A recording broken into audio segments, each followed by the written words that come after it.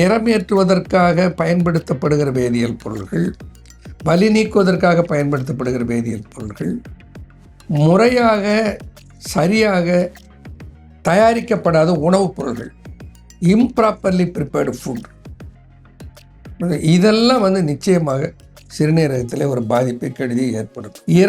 இரண்டு வகையான மருத்துவ வழிமுறைகள் தான் மேற்கத்திய மருத்துவத்தில் இருக்கிறது. என்ன? ஒன்று டயாலிசிஸ், எல்லாருக்கும் தெரியும். அடுத்தது என்ன? டிரான்ஸ்பிளான்டேஷன்.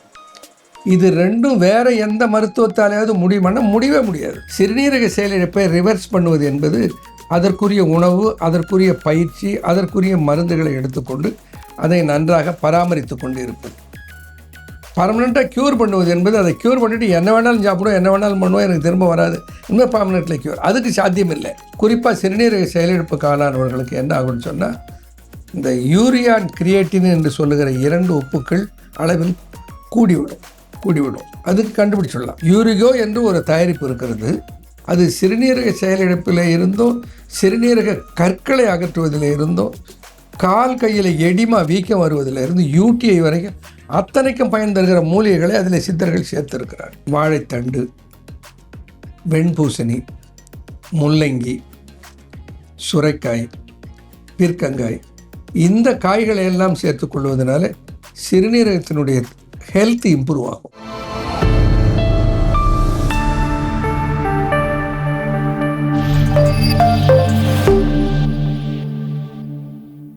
காஸ்மோ ஹெல்த் நேயர்களுக்கு வணக்கம். இன்றைய நிகழ்ச்சியில ஆரோக்கியம் குறித்த நம்முடைய சந்தேகங்களுக்கு விளக்கம் கொடுக்கறதுக்காக அறிவியல் சித்தர் டாக்டர் அன்பு கணபதி அவர்கள் நம்ம கூட இணைந்திருக்காரு. தொடர்ந்து நிறைய விஷயங்கள் பேசலாம். சார் வணக்கம். வணக்கம்மா.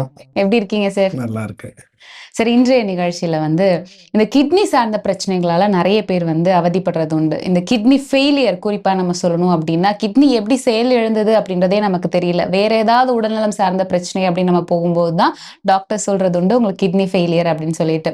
இந்த கிட்னி ஃபெயிலியர் சிம்டம்ஸை நம்ம எப்படி தெரிஞ்சுக்கலாம் சார்? காஸ்மோ ஹெல்த் நேயர்களுக்கு சித்தர்களின் பெயரால் என்னுடைய மனமார்ந்த வணக்கத்தையும் நன்றியும் தெரிவித்துக் கொள்கிறேன்.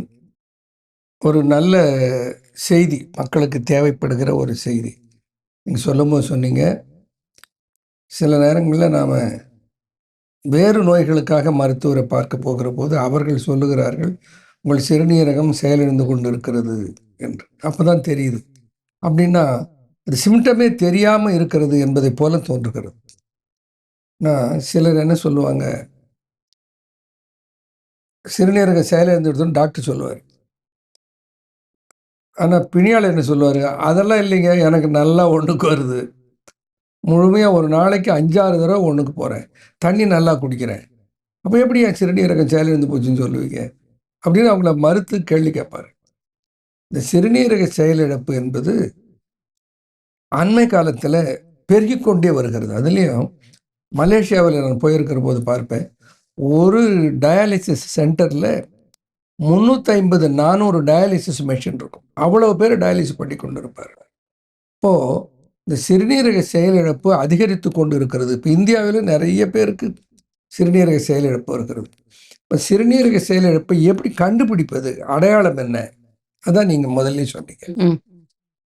அதுக்கு பொது அறிகுறிகள், அது மற்ற நோய்களுக்கு அதே அறிகுறி தான் இருக்கும், சிறுநீரக செயலிழப்புக்கு அதே தான். உதாரணமாக தளர்ச்சி, உடல் அயற்சி, சோர்வு, இது எல்லாருக்கும் இருக்கும். அனிமியா இருந்தால் கூட இருக்கும். இப்போ இதை வச்சு சொல்ல முடியாது, இது ஒரு அடையாளம். உடல் திசுக்களிலே வலி, உடல் முழுக்க வலி, அனிமியா இருந்தால் கூட அந்த மாதிரி ஒரு வலி வரும், களைப்பில் கூட வரும். அப்போ இதை வச்சு நம்ம சொல்ல முடியறதில்லை. சில நேரங்களில் கை கால்களில் வீக்கம், சிறுநீர் அளவில் குறைந்து போதல், அதை வச்சு நம்ம கண்டுபிடிக்கலாம் சிறுநீரகம் சரியாக செயல்படலை அப்படின்னு. அளவு குறையலை, சரியாக சிறுநீர் போயிட்டே இருக்கிறது, ஆனால் டாக்டர் சொல்கிறாரு உங்களுக்கு சிறுநீரகம் செயலிழந்து போச்சுன்னு சொல்கிறாரு. இப்போ அதை மருத்துவராலும் மருத்துவ ஆராய்ச்சினாலும் தான், ஆய்வினாலும் தான் கண்டுபிடிக்க முடியாது, சாதாரணமான மக்களால் கண்டுபிடிக்க முடியாது. இப்போ சிறுநீரக செயலிழப்பு வந்துட்டால் இன்னொரு முக்கியமான அறிகுறி, அது முற்றிய நிலையில் மூச்சு வாங்கும், நீர் நுரையீரலில் கட்டி கொள்ளும். அப்போ அது அட்வான்ஸ்டு ஸ்டேஜ். ஹீமோகுளோபின் அளவு ஆட்டோமேட்டிக்காக குறைய ஆரம்பிச்சிடும். இப்போ குறைஞ்ச உடனே அவர்களுக்கு களைப்பு, சோர்வு, தளர்ச்சி எல்லாம் வந்துடும். இப்படி சிறுநீரக செயலிழப்பில் பல அறிகுறிகள் இருக்கும். அதை சிறுநீரக செயலிழப்பால் தான் அது அந்த அறிகுறி என்று சொல்ல முடிவது இல்லை. ரொம்ப காமனான சிம்டம்ஸ் அது. ஆனால் சில சிம்டம் வந்து அது சிறுநீரகத்தால் தான் வந்து கண்டுபிடிக்கலாம். உதாரணமா வாயில சுவை மாறுதல், மெட்டாலிக் டேஸ்ட், ஒரு இரும்பு ருசி வாயில் இருக்கும், அமோனியா ருசி வாயில் இருக்கும். அப்போ இந்த மாதிரி ருசி மாறுவதை வைத்து அவர்கள் சந்தேகப்படுவதற்கு இடம் இருக்கிறது ஒன்று. அடுத்து சிறுநீரக செயலிழப்பு ஏன் வருது, காரணம் என்ன பார்த்தோன்னா, ஒரு பழியை தூக்கி சித்தா டாக்டர் மேலே போட்டுருவாங்க. நீங்க சித்தா சாப்பிட்டீங்களா, அதான் உங்க சிறுநீரகம் கெட்டு போச்சு. சரி, நம்ம இந்த சித்த மருந்துகள் எல்லாமே வெறும் இலை, பூ, காய் இதெல்லாம் தானே சார்? இதனால சைடு எஃபெக்ட் அப்படின்றது இருக்குமா சார்? அதாவதுமா, சித்த மருந்துகள் நீங்க சொல்வதை போல மூலப்பொருள்களாக தாவரங்களினுடைய வேர், காய், பழம், வித்து இவைகளை பற்றி தான் பெரும்பாலும் தயாரிக்கப்படுகிறது. நான் சித்தர்கள் வந்து இன்றைய அறிவியல் உலகத்துக்கு முந்தைய ஆராய்ச்சி கண்டுபிடிப்புகளை உலகுக்கு தந்தவர். உதாரணமாக, இப்போ ஹீமோகுளோபின் குறைஞ்சிருக்குன்னு வச்சுக்கோங்க. இப்போ ஹீமோகுளோபின் குறைஞ்சிருப்பதை சரி செய்வதற்கு பல உணவுகள் இருக்கிறது. ரொம்ப அட்வான்ஸ்டு ஹீமோகுளோபின் கம்மியாக இருக்கிற போது சித்தர்கள் என்ன பண்ணுவாங்க, அயச்செந்தூரம், அயக்காந்த செந்தூரம், அயப்பற்பம் இதெல்லாம் கொடுப்பார்கள். அப்போது அதில் என்ன சேர்க்கப்படுகிறதுனா மெட்டாலிக் மூலப்பொருட்கள் சேர்க்கப்படுகின்றன. இந்த மருத்துவத்தை பற்றி புரிதல் இல்லாத பல அறிவியல் ஞானிகள் அவங்க என்ன சொல்லுவாங்க, திடீர்னு ஞான சூன்யன்னே சொல்லலாம் அவங்கள. ஏன்னா ரொம்ப சங்கடம் அது சொல்லுவது. எனக்கு எடுத்ததும் சித்தா சாப்பிட்டே அதனால தான் கெட்டு போச்சு.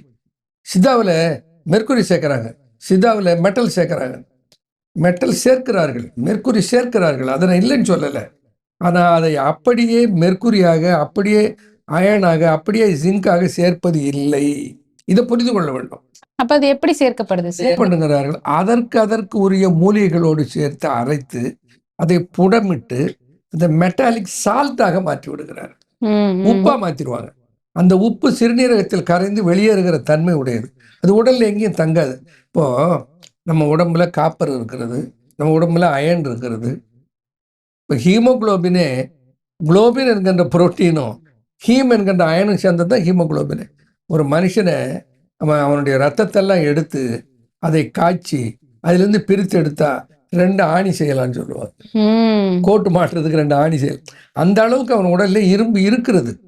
அப்போது சித்தா சாப்பிட்டதுனால தான் அவனுக்கு கிட்னி கெட்டு போச்சு என்பது ஒரு அறிவுக்கு ஒவ்வாத ஒரு செய்தி. இதை பரப்புகிறார்கள், வேண்டுமென்றே பரப்புகிறார்கள் பலர். அது கண்டிக்கத்தக்கது. எப்படின்னாமா, இப்போ சிறுநீரக செயலிழப்புக்கு சித்தாவினால தான் வந்ததுன்னா, நவீன மருத்துவம் என்கின்ற ஒரு மேலை நாட்டு மருத்துவம் இந்த நாட்டுக்கு வந்து ஒரு 100 ஆண்டுகள் தான் ஆகிறது. அதுக்கு மேலே ஆகலை. அதுக்கு முன்னெல்லாம் இந்த நாட்டிலே இருந்தது 1000 ஆண்டுகளாக சித்த, ஆயுர்வேத, யுனானி மருத்துவம் தான். கேரளாலெல்லாம் இன்னைக்கும் ஆயுர்வேதம் தானே. ஆயுர்வேத சித்த மருத்துவம் இந்த மண்ணினுடைய பூர்வீக மருத்துவம் இல்லையா?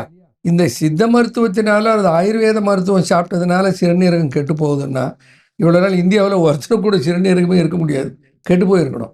ஆனால் எப்போ அதிகமாக கெட்டதாக செய்தி வருகிறது, இப்போ அண்மை காலத்தில் கடந்த 20-30 ஆண்டுகளுக்குள்ள, அதில் இந்த கடந்த 10 ஆண்டுகளில் சிறுநீரக செயலிழப்பு நிறைய வந்து கொண்டு இருக்கிறது. அதற்கு காரணம் என்ன, அதை நாம் பார்க்கணும். ஒன்று, நீடித்த கட்டுப்பாடற்ற சர்க்கரை நோய். நெடுநாளாக சர்க்கரை நோய் இருக்கிறது. ஆரம்பத்தில் அந்த சிம்டம்ஸ் தெரிஞ்சாலும் கூட அதை பற்றி அலட்சியப்படுத்திட்டு என்னது ஒன்றும் பண்ணுறதில்லை அப்படின்னு இவங்க பாட்டு எதை வேணாலும் சாப்பிட்டுக்கிட்டு இருப்பான். அந்த மாதிரி கட்டுப்பாடற்ற சர்க்கரை நோய். 2வது, கவனிக்காமல் இருந்து சரியாக பராமரிக்காது விடப்பட்ட இரத்த அழுத்த நோய், பிளட் ப்ரெஷர், பிபி. இது 2ம் முக்கியமான காரணம் சிறுநீரக செயலிழப்புக்கு. அடுத்தது, சிறுநீரக செயலிழப்பு வருவதற்கு பல காரணங்களில் ஒன்று நாம் எடுத்துக்கொள்கிற வலி நீக்க மருந்துகள், பெயின் கில்லர்ஸ்.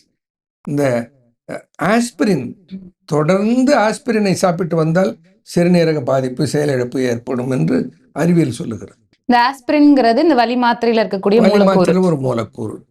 இப்போ எக்கோஸ்பிரின் என்று பிளட் தின்னர்னு கொடுக்குறாங்க. அது என்ன, ஆஸ்பிரினுடைய வடிவம். இந்த ஆஸ்பிரின் இல்லாம வலி மாத்திரைகள் கிடையாதா சார்? ஏன் இல்லை, வலி மாத்திரைகள் இருக்கிறது. ஆனால் வலி மாத்திரைகள் எல்லாத்துலேயுமே பெரும்பாலும் உடனே வலியை நீக்குதுன்னா டைக்ளோஃபெனாக் என்கின்ற ஒரு வேதியியல் பொருள். இந்த ஓவரான்னு சொல்கிறாங்கல்ல, வலினா உடனே ஒரு ஓவரான் போட்டு வேண்டியது, வலினா ஒரு டோலோ போட்டு வேண்டியது. பேராசிட்டமால், தொடர்ந்து பேராசிட்டமால் எடுத்துக்கொண்டு வந்தால் அது சிறுநீரகத்தையும் கிட்னியும் பாதிக்கிறது என்று ஆய்வுகள் சொல்லுகின்றன. இப்போ நம்ம மக்களுக்கு என்னென்னாமா, ஒரு காய்ச்சல் வந்தால் பேராசிட்டமால் சாப்பிட்லான்னா, லேசாக காய்ச்சல் வர மாதிரி இருந்தாலே ஒரு பேராசிட்டமால் போட்டுக்குவான். வரதுக்கு முன்னாடி வருவதற்கு முன்னாடி சாப்பிடுவதற்குரிய மருந்தே அது அல்ல. அதே மாதிரி உடம்பு வலிக்குதுன்னு சொல்லி கால் வலிக்குது, கை வலிக்குதுன்னு என்ன பண்ணுவார்கள், தொடர்ந்து அவர்களை பாட்டுக்கிட்டு இந்த அசிகுலோஃபெனாக், டைக்ளோஃபெனாக், இந்த பெயின் கில்லர், டோலோ இதெல்லாம் சாப்பிட்டுக்கிட்டே இருப்பார். அது மருத்துவர்கள் பரிந்துரைத்து சாப்பிடுவதில்லை, இவர்களாகவே சாப்பிட்டு கொண்டிருப்பார். அப்படி தொடர்ந்து அளவுக்கு அதிகமாக உடலில் செலுத்தப்படுகிற இந்த வலி நீக்க மருந்துகள் எல்லாமே சிறுநீரகத்தை கண்டிப்பாக ஒரு நிலையில் கெடுத்து விடும். இப்போ ஒரு பாம்பு இருக்கிறது, விரியன் பாம்புன்னு ஒரு பாம்பு இருக்குது. அந்த பாம்பு கடித்தால் ரத்தம் கெட்டு சிறுநீரகம் கெட்டு போய்விடும். இது இமீடியட்டா நடக்கும். இமீடியட்டா நடக்கும். ஒரு 2-3 நாட்களுக்குள்ளே நடந்துடும். ஏன்னா நல்ல பாம்பு கடிச்சா 2-3 மணி நேரத்துக்குள்ள முடிஞ்சே போயிடும். ஆனால் விரியன் பாம்பு கடிச்சா உடனே மரணம் வராது. அங்கே பிளட் அந்த இடத்துல இருந்து ஊசாகிக்கிட்டே இருக்கும். அது ரத்தம் உறைகிற தன்மை கெடுத்துரும், சிறுநீரகத்தை பாதிக்கும். அடுத்து சில உணவுகள் வந்து எளிதில் செரிமானமாகிற உணவுகளை எடுத்துக்கொள்வது நல்லது. நாம் என்ன பண்ணுறோம், பல உணவுகளில் நிறம் ஏற்றி அதற்கு ருசி கூட்டுவதற்கு என்று, இப்போ உதாரணமாக சொல்லப்போனால் எல்லா சைனீஸ் ப்ரிப்பரேஷன்லையும் என்ன போடுகிறார்கள்னு உங்களுக்கு தெரியும். என்ன, இப்போ வீட்டில் சமைக்கிறவர்களே என்ன பண்ணுகிறார்கள், அது மாதிரியான வேதியியல் பொருட்களை போட்டு சமைக்கிறார்கள். அதே டேஸ்ட் வரணும்னு சொல்லி. இன்னொன்று, உணவுக்கு நிறமேற்று பயன்படுத்தப்படுகிற அத்தனை பொருள்களுமே சிறுநீரகத்தை பாதிக்கிறது. மலேசியாவில் சிறுநீரக செயலிழப்பு பெருமளவில் இருப்பதற்கு ஒரு காரணமாக எதை சொல்லுகிறாருன்னா நிறமேற்றிகள், உணவுக்கு நிறமேற்றிகள். அங்கே பார்த்தீங்கன்னா எல்லா உணவுலையும் வண்ணம் போட்டிருப்பாங்க.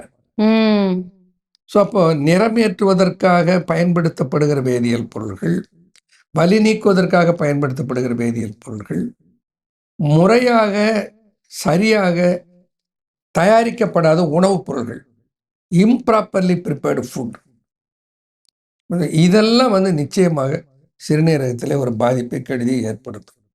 ஓகே, இந்த சிறுநீரக செயலிழப்புக்கான காரணங்கள், அறிகுறிகள் எல்லாம் நீங்க சொன்னீங்க. சித்த மருத்துவத்துல இந்த கிட்னி ஃபெயிலியர், சிறுநீரக செயலிழப்பை நிரந்தரமா குணப்படுத்த முடியுமா சார்? நல்ல கேள்வி கேட்டிருக்கீங்க. என்னன்னா, சிறுநீரக செயலிழப்பை ரிவர்ஸ் பண்ண முடியுமான்னு கேட்குறீங்க. திரும்ப சிறுநீரகத்தை இயல்பு நிலைக்கு கொண்டு வர முடியுமா? ஓகே, இந்த ரிவர்ஸ்க்கும் பெர்மனண்டா அது சரி பண்றது, இது ரெண்டுத்துக்குமான வித்தியாசம் என்ன? அது ஒன்று என்னன்னா, 2 வகையாக அதை பயன்படுத்துவார்கள். பர்மனண்டா கியூர் பண்ணுவது என்பது வேற, ரிவர்ஸ் பண்ணுவது என்பது வேற. சிறுநீரக செயலிழப்பை ரிவர்ஸ் பண்ணுவது என்பது அதற்குரிய உணவு, அதற்குரிய பயிற்சி, அதற்குரிய மருந்துகளை எடுத்துக்கொண்டு அதை நன்றாக பராமரித்து கொண்டு இருப்பது. பர்மனெண்ட்டாக க்யூர் பண்ணுவது என்பது அதை க்யூர் பண்ணிவிட்டு என்ன வேணாலும் சாப்பிடுவோம், என்ன வேணாலும் பண்ணுவோம், எனக்கு திரும்ப வராது, இனிமேல் பர்மனெண்ட்ல க்யூர், அதுக்கு சாத்தியம் இல்லை. ஓகே, இப்போது சிறுநீரக செயலிழப்பு நவீன மருத்துவத்தினுடைய மருத்துவம், அது நான் சொல்ல வேண்டிய கட்டாயம் இருக்கிறது, குறை சொல்வதற்காக சொல்லலை. 2 வகையான மருத்துவ வழிமுறைகள் தான் மேற்கத்திய மருத்துவத்தில் இருக்கிறது. என்ன, ஒன்று டயாலிசிஸ், எல்லாருக்கும் தெரியும். அடுத்தது என்ன, டிரான்ஸ்பிளான்டேஷன். இது 2 வேற எந்த மருத்துவத்தாலேயாவது முடியுமானா முடியவே முடியாது.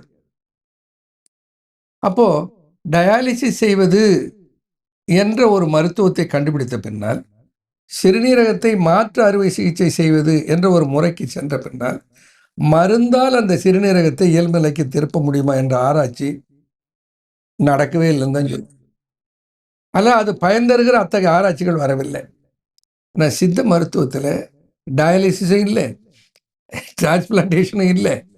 ஆனால் சிறுநீரகத்தை திரும்ப இயல்பு நிலைக்கு செயல்படுத்த கொண்டு வர முடியுமா? சத்தியமாக முடியும். சரி, இது உணவுல வந்து சாத்தியமா சார்? உணவு மூலியமா இது சரி பண்ண முடியுமா? வெறும் உணவால் அதை திருப்ப முடியாது. சிறுநீரக செயலிழப்பை எப்படி அறிதல், அது ரொம்ப முக்கியம். சிறுநீரக செயலிழப்பை அறிதலுக்கு அறிவியல் ஆய்வுகள் சரியான முடிவுகளை தருகின்றன. இப்போ குருதி சோதனை செய்தோம்னா யூரியா, கிரியேட்டினின், சோடியம், பொட்டாசியம் என்கின்ற அந்த உப்பு சத்துக்கள், அந்த சத்துக்களுடைய அளவு இயல்பு நிலையில் இருக்கிறதா என்று பரிசோதித்துப்பார். குறிப்பாக சிறுநீரக செயலிழப்புக்கு ஆளானவர்களுக்கு என்ன ஆகும்னு சொன்னால், இந்த யூரியான் கிரியேட்டின் என்று சொல்லுகிற 2 உப்புக்கள் அளவில் கூடிவிடும். அதுக்கு கண்டுபிடிச்சிடலாம். அடுத்து பெரும்பாலும் மருத்துவர்கள் அது கவனம் செலுத்துவதில்லை. அது என்னென்னா GFR என்று சொல்லுவோம், கிளாமருலார் ஃபில்ட்ரேஷன் ரேட். உங்கள் சிறுநீரகம் எத்தனை % வேலை செய்யுது என்பதை அது சொல்லிவிடும். அதை பார்ப்பதில்லை, அது ரொம்ப அவசியம். இப்போ சிறுநீரக செயலிழப்பில் GFR 25-30 என்று குறைந்து விட்டவர்களை கூட 60% ஒரு 2-3 மாதத்துக்குள் கொண்டு வர முடிகிறது சித்த மருத்துவத்தால். ஏன்னா ஏதோ பேசிட முடியாது, ஆதாரம் இல்லாமல் இதை நான் சொல்ல முடியாது இல்லைங்களா?